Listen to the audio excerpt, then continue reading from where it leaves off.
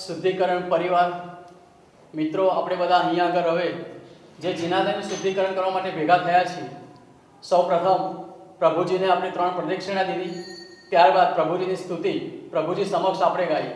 હવે આપણે ખરેખર આ શુદ્ધિકરણ માટે પ્રભુજીની પહેલાં આજ્ઞા લેવી જોઈએ.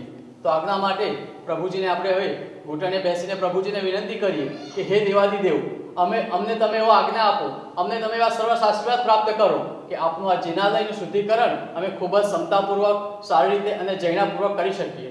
હવે આપણે સૌ બધા નીચે બેસીને પ્રભુજીને આજ્ઞા માગીશું. ઘૂંટણે બધા બેસી જજો.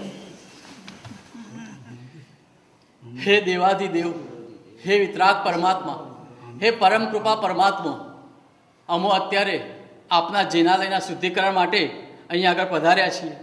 અમે અમારી ફરજ ચૂક્યા છીએ, પરંતુ હે દેવાદિદેવ, અમને અમારી ફરજ સમજીને ભક્તિભાવથી આપના તથા આપના જિનાલયના શુદ્ધિકરણ માટે અમે આપની આજ્ઞા માગીએ છીએ. હે કૃપા સાગર, કૃપા કરીને આપ અમને આજ્ઞા આપો, આપની ભક્તિનો અવસર આપો.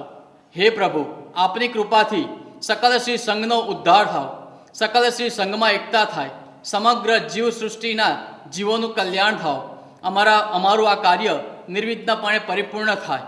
માટે હે દાદા, હે વિતરાગ પરમાત્મા, અમોને આજ્ઞા આપજો. શિવમસ્તુ સર્વ જગત પરહિત નિરતાપવંતુ ભૂતગણા દોષાં પ્રયાન્તુ નાશ સર્વત્ર સૌખી ભવન્તુ લોક.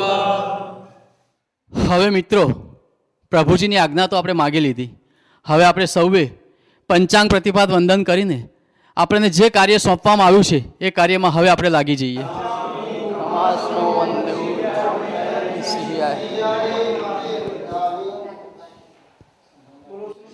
ભગવાન કી જય, દેવ કી જય. જિનાલય શુદ્ધિકરણ મિત્ર પરિવારો, જ્યારે આપણે જિનાલય શુદ્ધિકરણ કરવા જઈએ છીએ પોળોના જિનાલયોમાં, ત્યારે ત્યાંના સ્થાનિક રહીશોની અંદરમાં જે પણ કોઈ દેરાસરને લગતા જવાબદાર વ્યક્તિ હોય, જેવા કે ટ્રસ્ટી છે, બીજા કોઈ તેમના જવાબદાર વ્યક્તિ અથવા તો પૂજારીશ્રી, તે દરેકને એક નમ્ર વિનંતી કરવાની કે ભાઈ હે સૃષ્ટિવર્ય, અમે આ જિનાલયનું શુદ્ધિકરણ કરવા અહીં આવ્યા છીએ, આપનો સહકાર અમને ચોક્કસ જોઈશે, તો આપ અમને સહકાર આપશો. તેવી ખાસ બધાએ વિનંતી કરીને એ ટ્રસ્ટી અને પૂજારીઓને ખાસ સાથે રાખવા. ખાસ અમો પણ આપને વિનંતી કરીએ છીએ કે અમો આ જિનાલયના શુદ્ધિકરણ દરમિયાન આપના સહકારની અમને ખાસ જરૂર છે. તો આપનો સહકાર મળે તેવી આશા સાથે આ શુદ્ધિકરણની ક્રિયામાં અમે સૌ લાગેલા છીએ.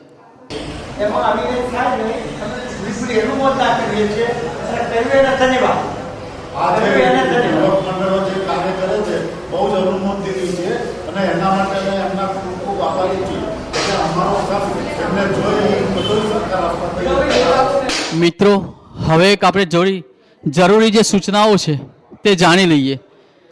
સૌ પ્રથમ તો આપણે જિનાલયમાં આવ્યા છીએ. 3 લોકના નાથ દેવાદિદેવનો આ દરબાર છે.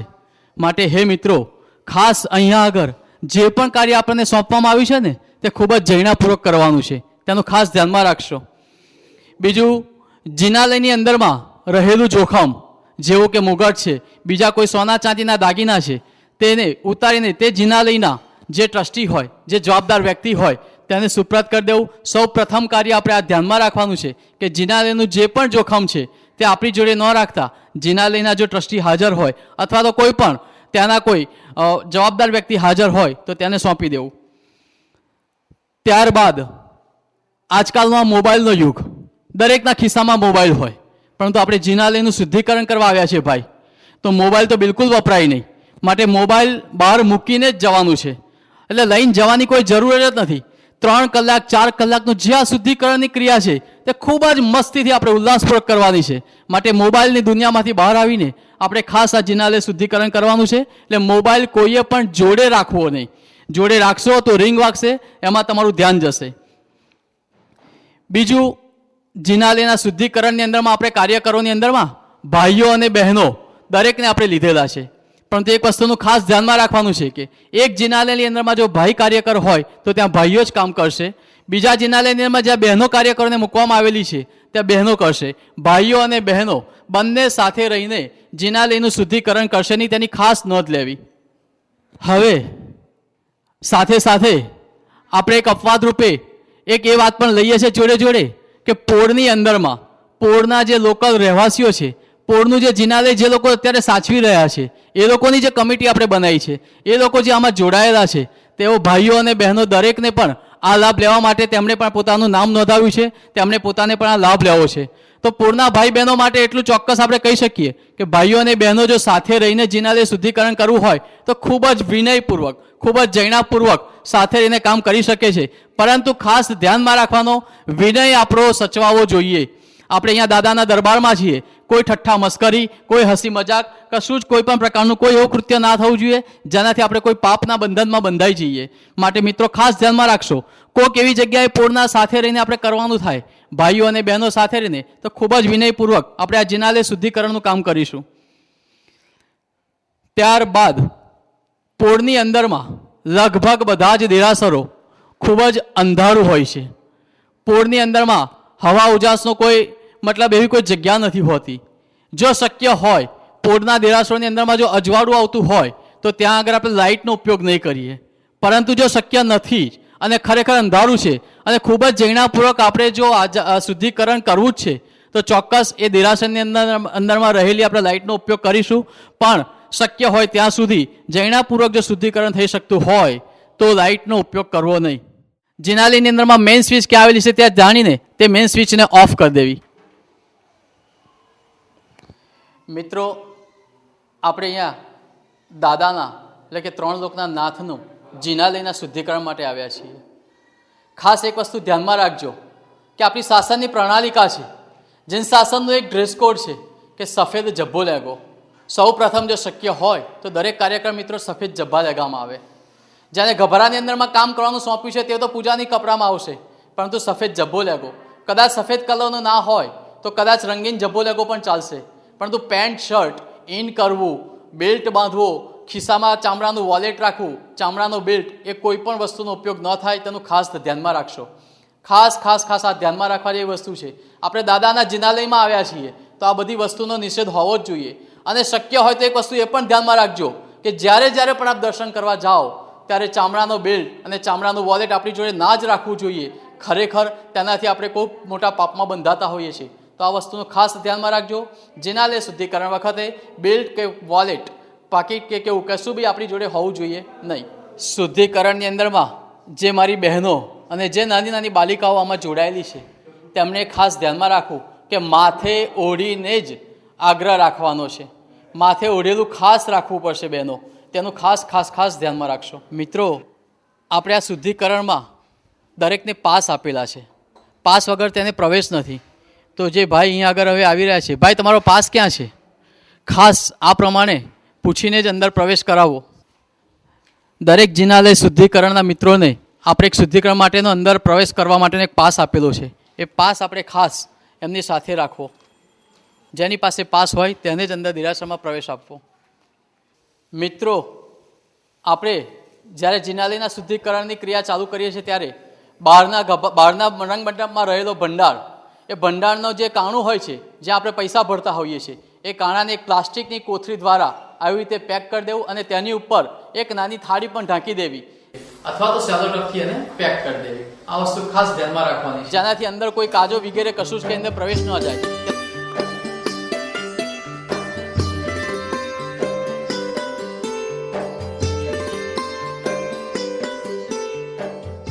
હવે આગળ જતા પ્રભુજીને આપણે ગભારામાં પ્રવેશ કરીશું. પ્રભુજીના શુદ્ધિકરણ માટે જઈશું, ગભારાના શુદ્ધિકરણ માટે જઈશું.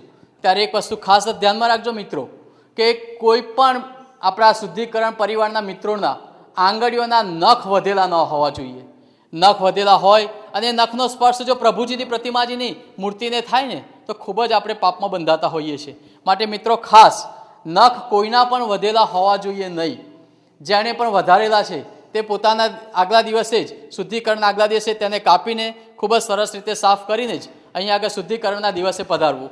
સાથે સાથે વીંટી પણ ન હોવી જોઈએ. આંગળીઓ પર જો વીંટી પહેરેલી હોય તો તે પણ તમે ઘરે કાઢીને જ આવશો.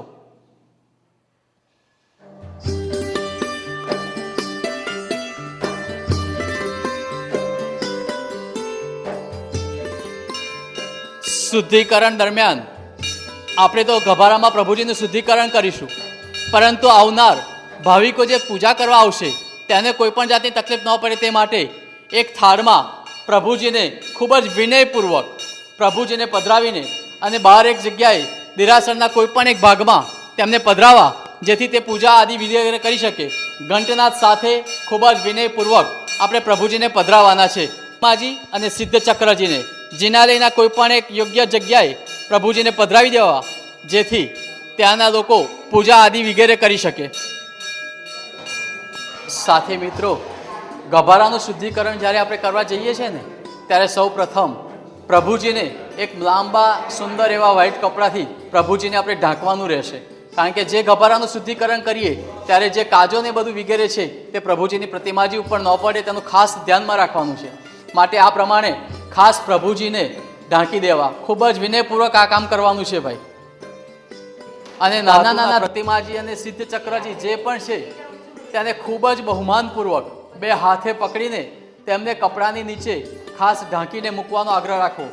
આ રીતે જ કરવાનું છે, સહેજ પણ આપણે ઉતાવળ કરવાની નથી. પરમદેવ પરમાત્માના જિનાલયનું શુદ્ધિકરણ માટે આપણે સૌ આવ્યા છીએ. કોઈ પણ જાતનો અવિવેક ન થઈ જાય તેનું ખાસ ધ્યાનમાં રાખશો.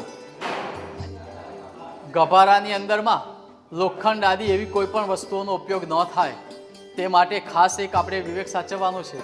જિનાલયના ગભારાની અંદરના શુદ્ધિકરણ દરમિયાન આપણે લાકડાના ટેબલનો જ ઉપયોગ કરવાનો છે. માટે જે રીતે આ મિત્રો લાકડાનું ટેબલ લઈને આવ્યા છે તે રીતે જ આપણે લાકડાના ટેબલનો જ ઉપયોગ કરવાનો રહેશે. ગભારાની અંદરમાં આ વસ્તુ ખાસ ધ્યાનમાં રાખશો.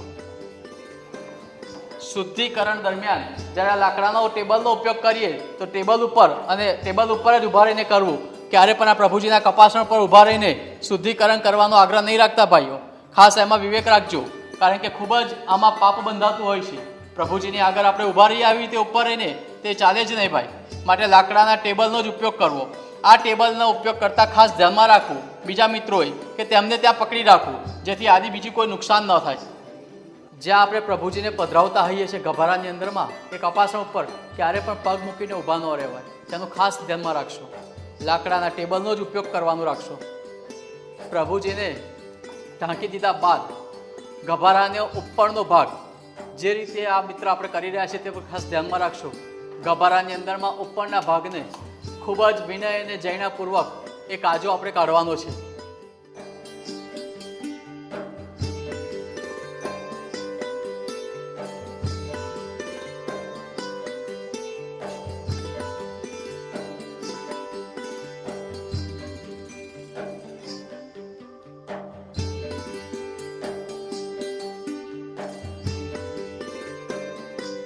ખૂબ જ જૈનાપૂર્વક આપણે આ રીતે પૂંજની દ્વારા પણ પ્રભુજીની નજદીકની અંદરમાં પણ જે કાજો આદિ વગેરે અથવા તો કરોડિયાના એવા કોઈ જાડા બાજી ગયા હોય તો તેને પણ આ રીતે ખૂબ જ વિનયપૂર્વક સાફ કરવું.